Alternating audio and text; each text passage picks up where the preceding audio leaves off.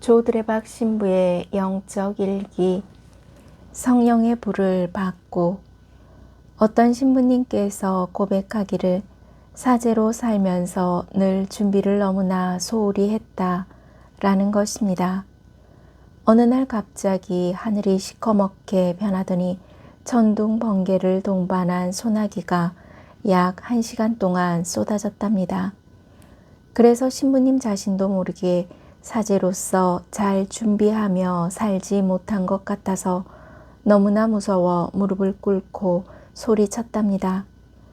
하느님, 잘못했습니다. 그때 번개가 성당 꼭대기 피레침을 때렸고 성당과 사제관의 전기가 끊겼답니다. 그래서 전기를 고치는 신자가 와서 전기를 고치고 성당에서 내려와서 신부님께 이런 말씀을 하셨답니다. 신부님, 우리 성당이 잘 될 것 같습니다. 성령의 불꽃을 맞았으니까요.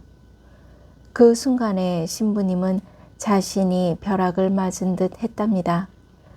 주님께서 사제의 마음을 아시고 회개하여 항상 성령의 불을 받으며 살라고 하신 것 같았답니다. 아멘. 오늘 복음을 보면 바리사이들과 율법 학자들이 예수님께 더러운 손으로 음식을 먹는 제자들의 모습을 보고 물었습니다. 어째서 선생님의 제자들은 조상들의 전통을 따르지 않고 더러운 손으로 음식을 먹습니까? 즉, 제자들이 조상들의 전통을 지키지 않았다라는 것입니다. 그래서 예수님께서 그들에게 이르셨습니다.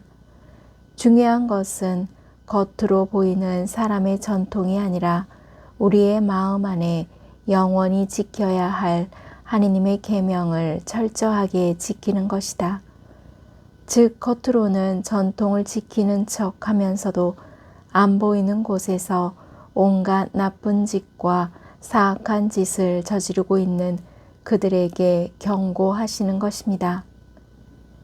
이 위선자들아, 이 독사의 족속들아, 물론 사람의 전통을 무조건 없애야 한다는 것이 아닙니다. 그보다는 하느님의 말씀, 계명이 먼저라는 사실입니다. 그래야 죽음의 길에서 벗어나 생명의 길로 들어서는 영원한 생명을 얻을 수 있게 되는 것입니다. 요한복음 11장 25절에서 26절을 보면 예수님께서 말씀하셨습니다. 나는 부활이요 생명이다. 나를 믿는 사람은 죽더라도 살고 또 살아서 나를 믿는 모든 사람은 영원히 죽지 않을 것이다. 아멘. 사랑하는 고운님들, 저 두레박 사제는 미사 파견 때에 인사말을 이렇게 합니다. 미사가 끝났으니 가서 기쁘게 살아갑시다. 하느님 감사합니다. 지금 예수님을 믿는 고운님들의 얼굴이 어떻습니까? 예수님을 믿은 지 오랜 시간이 흘렀는데 자기 얼굴 모습이 사나우면 안 됩니다. 찌그러지면 안 됩니다. 수심 가득하면 안 됩니다. 정말 예수님을 믿는다면 꽃 같은 향기가 나고 부드러운 미소가 있고 사랑스러운 말이 나와야 합니다. 왜냐하면 향주 삼덕인 믿음, 희망, 그리고 사랑은 내려감이기 때문입니다. 그러기에 고운님들은 자꾸 밑으로 내려가야 합니다. 그래야 저는 항상 부족함을 많이 느끼는 사제로 살 수 있고 또한 예수님을 제대로 믿지 못하고 살아가는 사제이지만 어떤 상황에서도 십자가의 예수님만을 바라보며 먼저 하느님의 뜻이 무엇인지를 찾고 살아가기를 원합니다. 잠깐 쉬었던 영적 일기와 요한묵시록 방공물을 다시 시작하면서 많이 깨닫습니다. 그동안 하느님만으로 만족한 삶이었는데 그것을 깨닫지 못했는데 뒤돌아보니 온통 하느님의 사랑과 은총 속에 살고 있었습니다.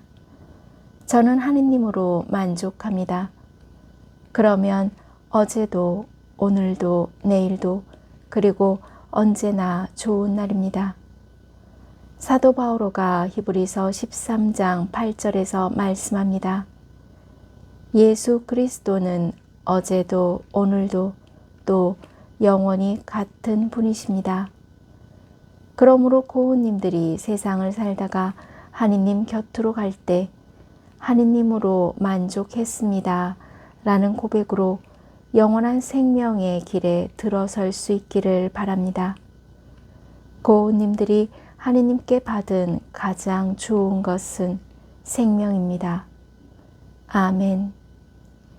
저 두레박 사제도 하느님만으로 만족함을 고백하면서 몸과 마음이 아픈 고운님들과 간호하는 고운님들 그리고 고운님들의 자녀에게 주님의 치유와 회복의 은총이 임하시기를 기도합니다. 영적 일기를 마무리하면서 저는 하느님으로 만족합니다 라는 고백으로 성령의 불이 고운님들에게 임하시어 은총 가득한 치유와 회복의 은총을 누리시기를 주님의 이름으로 강복합니다. 아멘.